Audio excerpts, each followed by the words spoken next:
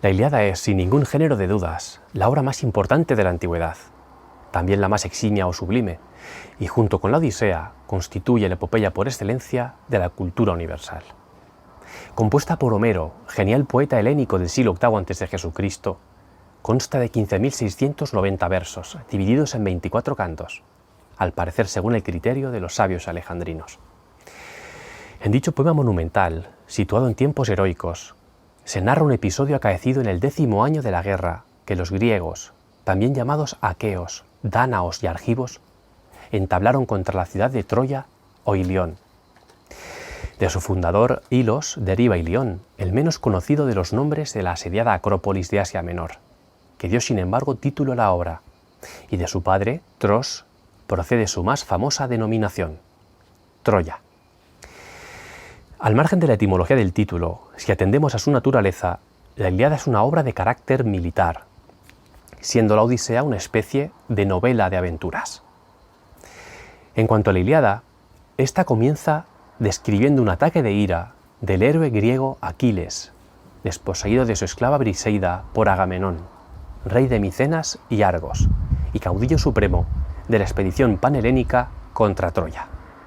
Y concluye con los funerales de Héctor, el héroe troyano más relevante, que muere en combate singular a manos de Aquiles, el guerrero más formidable de ambos ejércitos. Pero ni Homero explica el origen de la contienda, ni narra el final de la misma.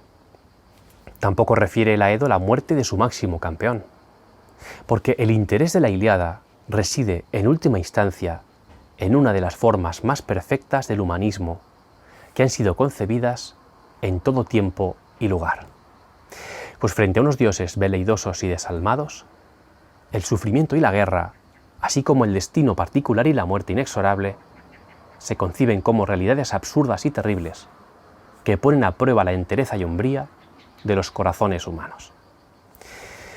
Así pues, a partir de semejante cosmovisión y de los conflictos que se derivan de la misma, las reacciones de los hombres y mujeres que participan en la Ilíada constituyen, además de su nervio, el meollo de su atractivo.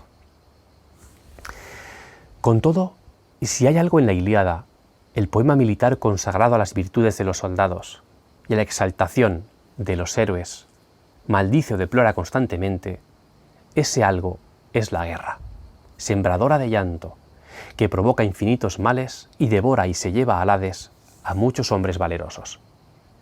Pero por paradójico que resulte, al mismo tiempo que la guerra causa horror y es descrita por Homero a través de vívidas y violentas escenas de combate, esta presenta una dimensión fascinadora, siendo incluso glorificadas las virtudes militares.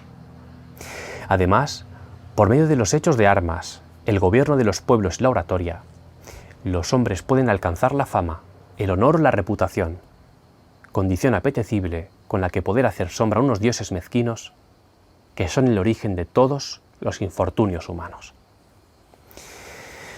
De hecho, son los dioses los que aquí promueven la terrible contienda, los que la prolongan y los que deciden su desenlace.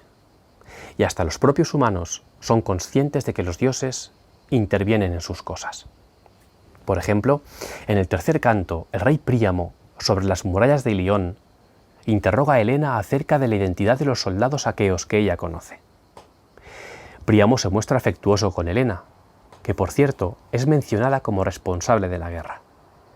Y para sorpresa de los ancianos de Troya, que aconsejan devolverle a las naves aqueas antes de que se convierta en una plaga para ellos y para sus hijos, Príamo confiesa a su nuera que no la considera culpable de la guerra, sino los inmortales dioses que fomentaron la enemistad entre troyanos y griegos. Como último botón de muestra, Aquiles comparte con el rey Príamo una reflexión que refleja en qué medida los hombres son conscientes de la intervención de los dioses en los destinos humanos. Pues según el héroe, caudillo de los Mirmidones, lo que los dioses han hilado para los míseros mortales es vivir entre fatigas y congojas, mientras ellos están exentos de inquietudes. En conclusión, y como puede observarse, el pueblo griego no poseía en aquel entonces una explicación satisfactoria para el mal y el sufrimiento, atribuyendo a los dioses las desdichas de los mortales. Por eso el héroe griego es más humano y admirable que sus satisfechos dioses. Y naturalmente, aún no se había presentado en el mundo Jesucristo, que irreprensible y totalmente inocente se inmolaba para redimir al género humano. A partir de entonces la humanidad se enteró de que contaba con un Dios al que no se le podía acusar de arbitrario, insensible o indiferente, y que había sufrido por esa misma humanidad ignominias, toda clase de vilezas y una muerte execrable.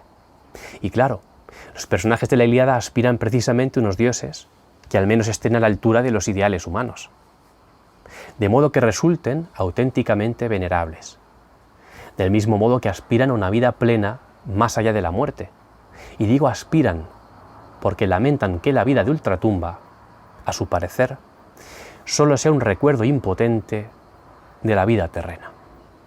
En definitiva, el alma de los hombres y mujeres de la Ilíada es más grande que sus dioses y su filosofía, exenta de esperanza. Y son más grandes que sus dioses porque se rebelan contra esa desesperanza apretándose los machos, es decir, resistiendo las adversidades con asombrosa fortaleza de ánimo. Por consiguiente, la presente obra, trasladada al lector con un tono grandilocuente y sembrada de metáforas de increíble belleza, es un monumento literario erigido en patrimonio histórico de toda la humanidad.